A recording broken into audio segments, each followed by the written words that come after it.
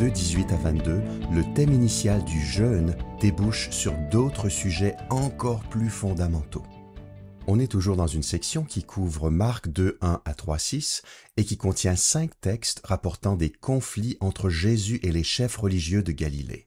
On arrive au troisième de ces 5 textes qui se trouve au cœur de cette section et qui unifie les 5 passages autour du thème de la relation entre l'ancien et le nouveau.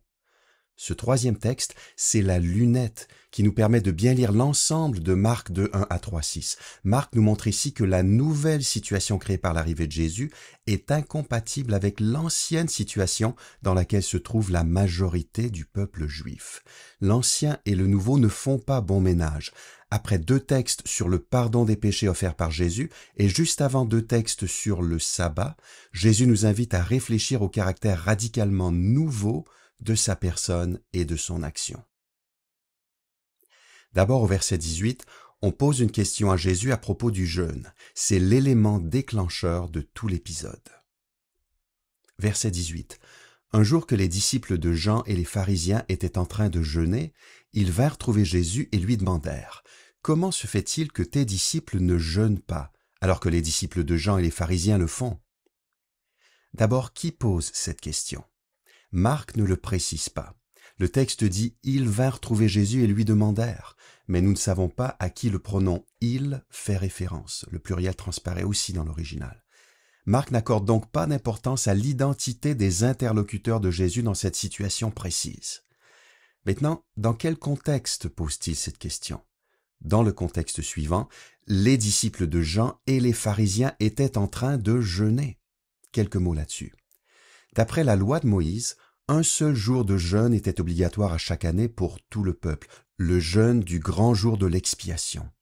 D'autres jeûnes annuels s'étaient ajoutés ultérieurement au fil de l'histoire d'Israël, d'après Zacharie 8, 19 et Esther 9, 31. On trouve aussi dans l'Ancien Testament des exemples de jeûnes à l'initiative d'individus, ce qui était tout à fait légitime, mais les pharisiens avaient pris l'habitude de jeûner encore davantage. Ils s'imposaient 2 jours de jeûne volontaire par semaine, le lundi et le jeudi, sans doute de l'aube au crépuscule. C'était une manière d'exprimer leur piété très stricte et très réglementée de façon régulière. Et il semble que les disciples de Jean-Baptiste faisaient de même. En tout cas, ce jour-là, les disciples de Jean et les pharisiens étaient en train de jeûner. Pourquoi jeûnait-on ? Pour différentes raisons. Pour exprimer de la tristesse, de la contrition, une attitude de repentance, de supplication. On jeûnait en période de deuil, mais aussi plus généralement pour exprimer son attachement à Dieu et sa dépendance envers lui. Le jeûne était souvent associé à la prière. Pour les pharisiens, le jeûne était une manière d'exprimer leur piété et leur consécration à Dieu. Dans la mesure où Jean-Baptiste avait annoncé le jugement à venir, il est possible que ses disciples jeûnaient pour se préparer en vue de ce jugement final. Il faut encore ajouter une donnée qui pourrait constituer une clé pour comprendre notre texte. Pour certains Juifs de l'époque, le jeûne était une façon d'obtenir le pardon des péchés et peut-être aussi une manière de hâter la venue du Messie et la mise en place du monde à venir. Alors, qu'est-ce qui suscite la question des observateurs ? Le simple fait que les disciples de Jésus, eux, ne jeûnaient pas. Cela les distinguait des disciples de Jean et des pharisiens. On se trouve donc devant 3 mouvements de renouveau, entre guillemets, au sein du judaïsme de l'époque, le mouvement de Jean-Baptiste, celui des pharisiens et celui de Jésus. Les adhérents aux 2 premiers mouvements se montrent exemplaires dans la pratique de dévotion qu'est le jeûne, mais les adhérents au 3e, le mouvement suscité par Jésus, ne semblent pas avoir le même niveau de piété. Apparemment, ils ne sont pas prêts à consentir au même sacrifice personnel. Qu'y a-t-il derrière la question ? Sans doute un brin de suspicion.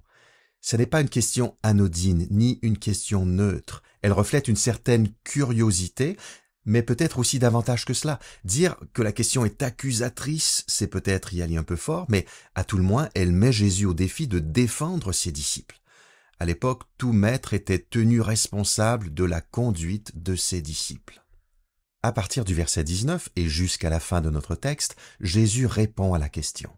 Dans sa réponse, il développe 3 analogies. Premièrement, l'analogie du marié. Verset 19. Jésus leur répondit « Comment les invités d'une noce pourraient-ils jeûner pendant que le marié est avec eux? Ou si longtemps que le marié se trouve parmi eux, ils ne peuvent pas jeûner. C'est donc par une question que Jésus répond à la question, comme c'était souvent le cas dans les échanges théologiques parmi les Juifs de l'époque. Cette première analogie est la plus riche des trois. Jésus se compare à un marié, et il compare ses disciples aux invités de la noce, plus précisément aux amis du marié, d'après une autre traduction possible. Le point de comparaison central est le suivant: la joie, la célébration, les festivités. Tout comme la fête est de mise lors d'une noce, la présence de Jésus sur terre est une grande occasion de faire la fête, et non pas de jeûner ou de s'affliger ou de se mettre en deuil. Les mariages à l'époque étaient très festifs. Ils pouvaient durer une semaine, voire plus. Dans la vie d'un village, un mariage était un événement social de grande envergure qui marquait les esprits. Pendant la durée des festivités, on avait une seule responsabilité: s'amuser et célébrer. La nourriture et le vin abondaient, on dansait, on chantait, dans les maisons, dans les rues. Même les rabbis et leurs disciples étaient temporairement dégagés de leur responsabilité d'étudier la loi afin de pouvoir se consacrer pleinement aux festivités. Certains textes juifs suggèrent même que les fidèles étaient libérés temporairement de certaines obligations de la loi. Par exemple, si la fête des cabanes tombait en même temps qu'un mariage, les invités de la noce n'avaient pas à habiter dans des cabanes parce qu'ils avaient pour devoir de se réjouir. Cette première analogie est encore plus profonde qu'il n'y paraît. Elle plonge ses racines dans l'Ancien Testament. Jésus déclare ici qu'il est en train d'accomplir les grandes attentes d'Israël. En effet, dans l'Ancien Testament, il arrive que Dieu lui-même soit dépeint comme l'époux de son peuple. En Ésaïe 54, 4 à 8, en Ézéchiel 16, 6 à 14, ou en Osée 2, 16 à 20. Dans cette ligne, le salut à venir est parfois décrit comme une noce, en Ésaïe 61, 10 ou en Ésaïe 62, 4 et 5. Tout cela en rapport avec l'ère messianique. Ainsi, dans notre passage, Jésus suggère que les temps messianiques sont arrivés et que c'est lui qui joue le rôle du divin marié. Bien que le Messie ne soit pas qualifié d'époux dans l'Ancien Testament, l'enseignement de Jésus développe de telles associations, rendant explicite la connexion entre Jésus, le Messie, et la figure divine de l'époux qui intervient en faveur de son peuple lors des temps d'accomplissement. En conséquence, quand Jésus est là, le royaume est présent et c'est le moment de faire la fête. Mais revenons au jeûne. Pour certains Juifs, sa pratique fidèle pouvait effacer les péchés et elle contribuait même à faire venir le Messie plus rapidement. Jésus est donc en train de suggérer que ce n'est pas par le jeûne qu'on hâtera la venue du Messie, puisque ce dernier est déjà présent, et que ce n'est pas par le jeûne qu'on obtiendra le pardon des péchés, mais par Jésus. Ça, on l'a vu dans les textes précédents. Voilà pourquoi il n'est pas logique pour les disciples de jeûner maintenant. Le Messie est déjà là et le pardon est déjà possible, donc on est dans la joie. Pourtant, à un moment, les festivités associées à la présence de Jésus sur terre prendront fin. À propos du marié, Jésus déclare, au verset 20, « Le temps viendra où il leur sera enlevé. Alors, ce jour-là, ils jeûneront. » De façon énigmatique, Jésus annonce ici sa passion pour la toute première fois dans l'Évangile selon Marc. Il fait peut-être allusion à Ésaïe 53, verset 8, où il est dit à propos du serviteur souffrant que sa vie est enlevé de la terre. Le même verbe est employé dans la traduction grecque de l'Ancien Testament en Ésaïe 53, 8. Lorsque Jésus sera enlevé de force à ses disciples, avec violence, ces derniers pourront jeûner. Quel contraste avec la noce. Jésus n'est donc pas contre le jeûne, simplement il y a un temps pour tout. Jésus annonce ici que le jeûne sera réhabilité après son départ, non seulement après sa passion, mais aussi sans doute après son ascension, et il annonce que ses disciples pourront alors jeûner, dans la mesure où l'époque qui s'étendra de la passion jusqu'à la seconde venue de Christ ne sera pas facile pour l'Église. Néanmoins, grâce à la résurrection de Jésus, la joie restera d'actualité. Les deux analogies suivantes appuient sur la nouveauté de la situation créée par Jésus. Elles indiquent que le neuf est incompatible avec le vieux. La deuxième analogie employée par Jésus, c'est celle de l'étoffe neuve, verset 21. Personne ne raccommode un vieux vêtement avec un morceau d'étoffe neuve. Sinon, la pièce rapportée tire sur la vieille étoffe et en arrache une partie. Finalement, la déchirure est pire qu'avant. Parce que le morceau d'étoffe neuve n'a pas été foulé et manque de souplesse, il tirera sur la vieille étoffe et la déchirera. Le résultat sera encore pire que le problème initial. Enfin, la troisième analogie, celle du vin nouveau, verset 22, de même, personne ne verse du vin nouveau dans de vieilles outres, sinon le vin nouveau les fait éclater, et voilà le vin perdu, et les outres aussi.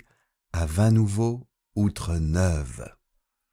Les outres étaient faites de peaux d'animaux. Elles se dilataient sous l'effet de la fermentation. Or, les vieilles outres, qui s'étaient déjà dilatées une première fois, ne pouvaient pas supporter une seconde fermentation. À vin nouveau, outre neuve. Par ces deux analogies, Jésus affirme que la nouveauté de son message et de son ministère est incompatible avec les traditions juives telles que les perpétuent notamment les pharisiens. Le nouveau royaume ne peut pas simplement s'intégrer sur la vieille étoffe ou dans les vieilles outres du judaïsme. Jésus change la donne. Il est plus qu'un réformateur du judaïsme, il change tout. Il apporte plus qu'un renouveau, il apporte quelque chose de complètement nouveau. Que retenir de Marc 2, 18 à 22?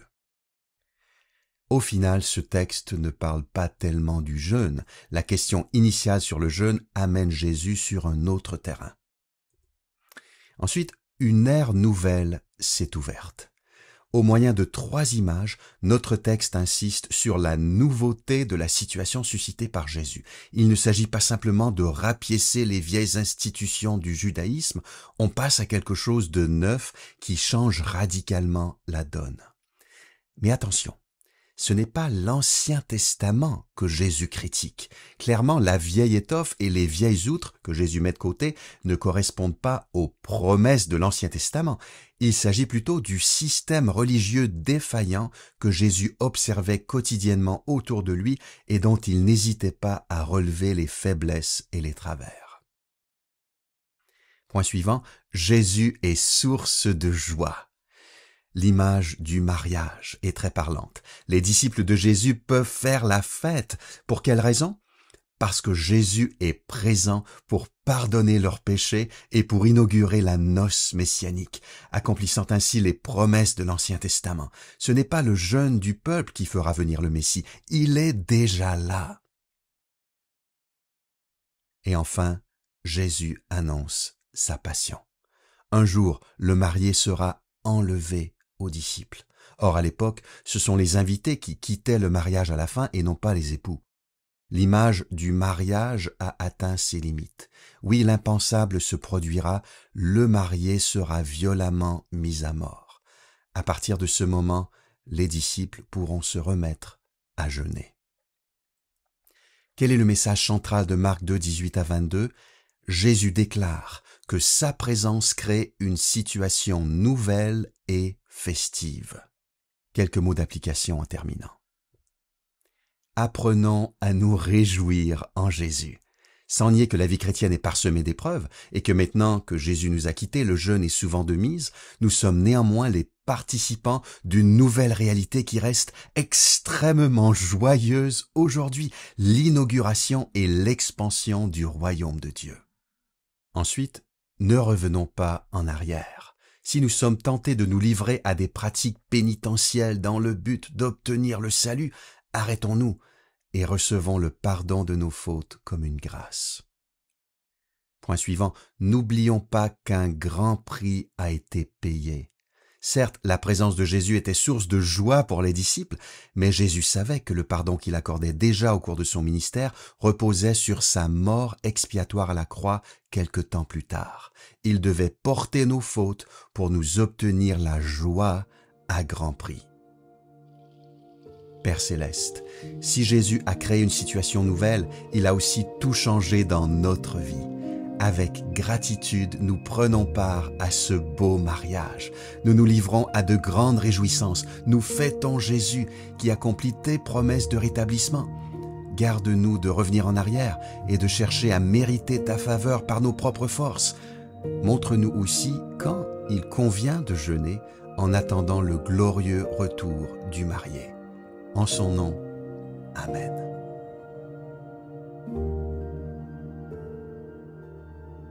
Tous les jeudis, découvrez un nouvel épisode de mon podcast Parle-moi maintenant sur YouTube et Spotify.